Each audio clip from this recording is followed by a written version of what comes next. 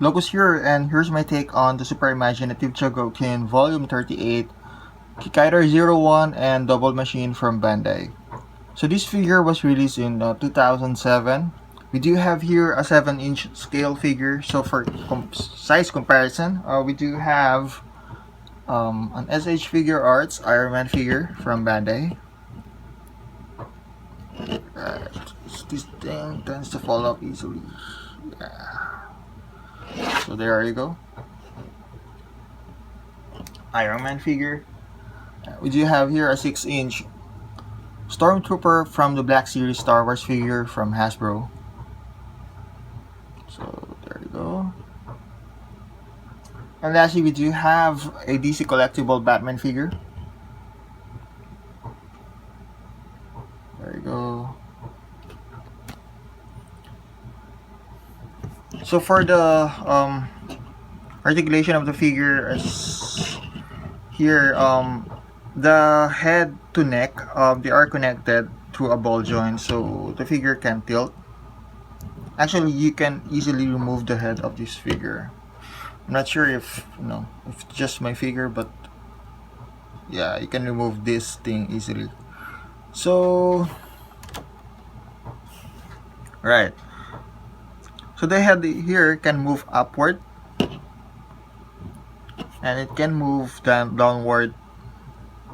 Is that downward? It's a little bit stiff, but it can do that. Downward a little. The neck here, right here, is a independent piece. Let me just take this off. So it can only swivel. As you can see, it's just a peg right there. So it swivels, and the head can tilt a little sideways. And the weird thing about this figure is that you can remove the faceplate. So yeah, for reasons unknown, you can do that. You can remove the faceplate of the figure. Alright, so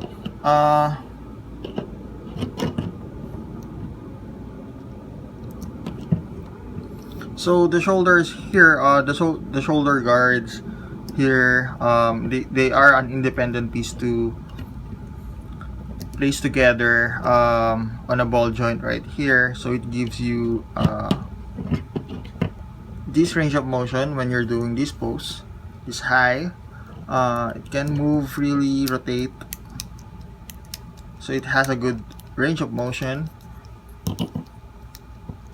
Unfortunately, it doesn't have a bicep swivel, but it's not a huge deal for me. Probably to some it may be.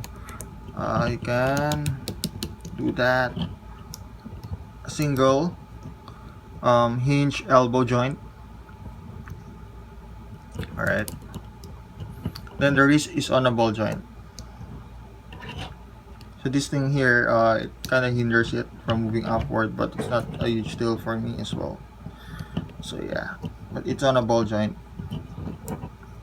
Alright, so the upper body here, it's on a hinge, so it doesn't move as much downward or doing the what you call an ab crunch, but it can move backward, way back. So it's dope. Now the waist here, or the abdominal part here, it's also a independent piece where it's on a ball joint. So it can swivel like that. It can move a little upward, and it can move a little downward.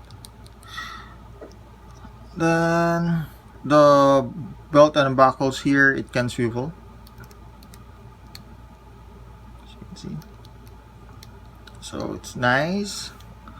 The legs and the thighs here, unfortunately, doesn't have a thigh swivel, but it can do splits as far as that. It cannot move backward, but it can move forward as high as that. Then the knee are on a double hinge joint, a very solid one. Alright, so you won't have any problems with the quality control issues with the joints here.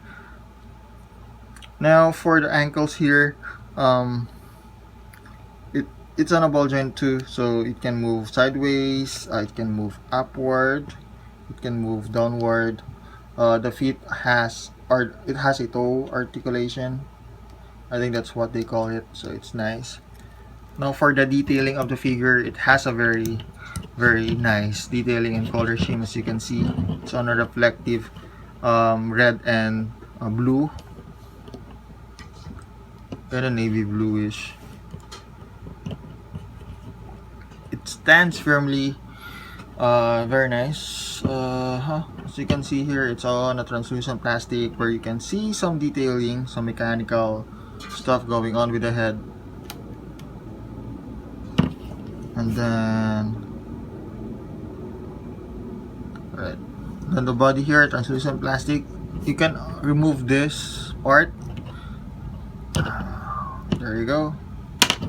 And then the shoulders are also has some nice detailing, but you cannot remove this. I can't remove it as of the moment. The buckles here is made out of die cast. By the way, the figure has a good weight to it. Though I know majority of the parts used are just hard plastic, but you know, doesn't have that feel where you would get from some of the S.I.C nowadays, where it's very light. It has a good detailing right here.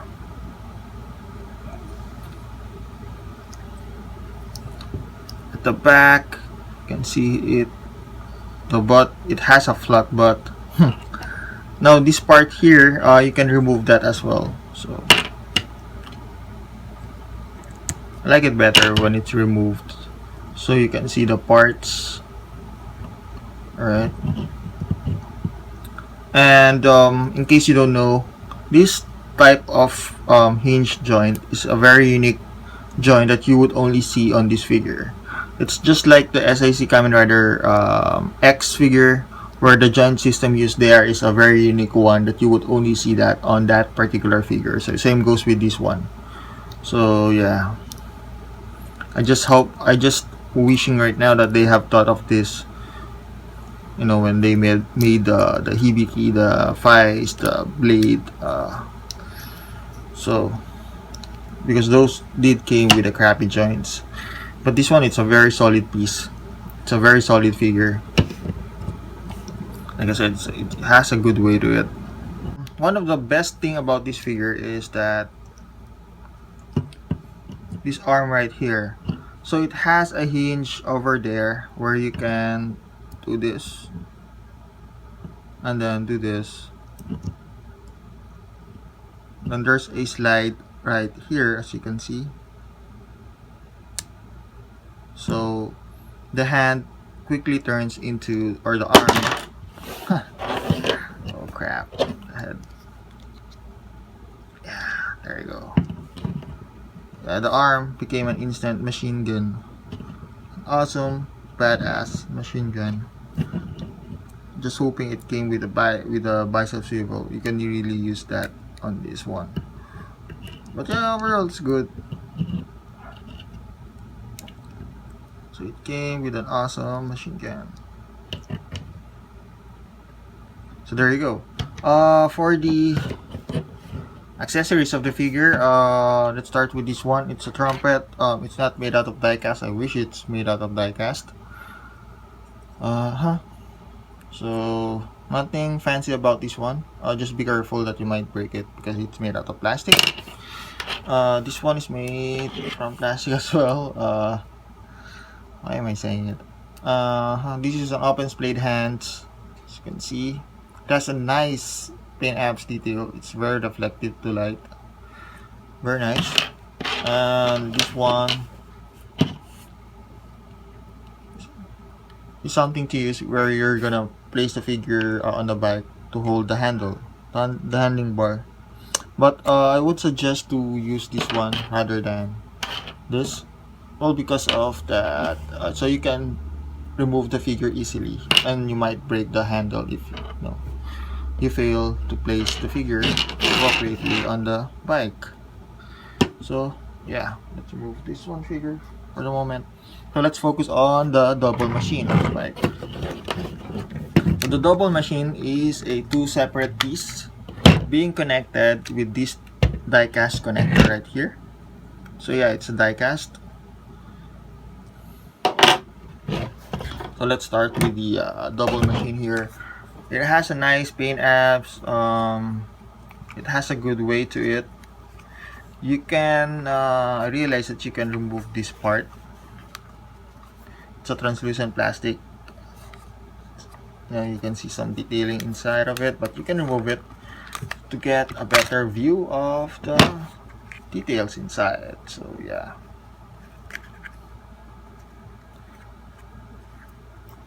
The materials used here is really confusing because it has a good weight to it. It's just that you can't really tell sometimes, or I really can't tell sometimes if it's die cast or hard plastic.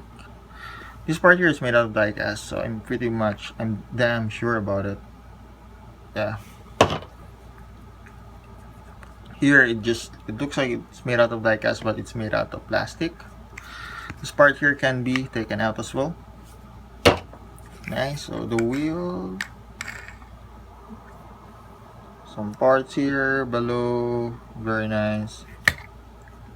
So, and the thing about this part right here is that although it has some seats on it, you can't fit the figure, especially even the Kikaider, the first Kikaider figure that I reviewed. You can check it out on my channel. You can't pull it off because of the die of the figure doesn't close as much that would fit on this one, unless you're gonna pull off the half of the body of the figure to fit it right there, just to provide a to fool anyone. Hold on, this is what I'm talking about, guys.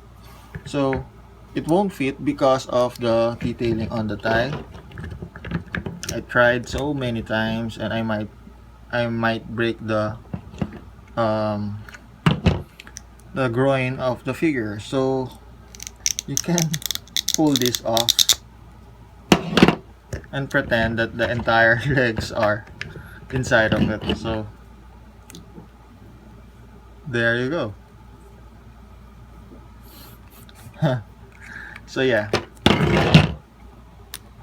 it's a little bummer on my end, but I still like the figure though. I still like the entire set. And here's the back of the figure. It has a good way to it as well. So check out the detailing here up front. So let's see here. You can remove this part to see the details. Alright. You can remove this as well.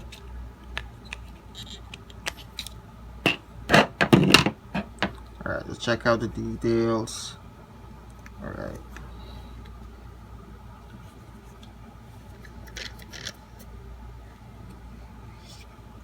Take this out. So yeah. You can use this on IXA. I think they do match the same color scheme. This is a very nice piece. The handling bar, it feels hard plastic, so be careful on that one. I think this one is die cast, and the other piece are just hard plastic, but it still has a good weight to it. It's very nice. This is a very nice piece on the set. The last one is this thing right here. It's almost a 9-inch tall display piece. It's a prop. As you can see, this is how tall the figure is, or the prop is. So it's a huge thing, and I'm happy that Bandai added this part here, because you can use this part to in your toy photography props, or in your diorama. I had to put them together because they are a separate piece that you would need to put together. It's easy to identify which part goes to where. But if you are confused, this figure came with a manual, so you can just check it out. It has a very nice detail, just made out of plastic, light plastic. So yeah, very nice piece. So overall, this figure is indeed a sure get. The props, the accessories, the figure itself, and the points of articulation, it's really amazing. It's really dope. So as soon as you find one being sold at your nearest hobby stores in your area, or to any online stores, I would really suggest to get it. It's really hard to find this figure that was released in 2007 nowadays. So yeah, just get it. Thank you for checking out my review on this figure, and please do subscribe on my channel. Please do visit my blog. Thanks. Later.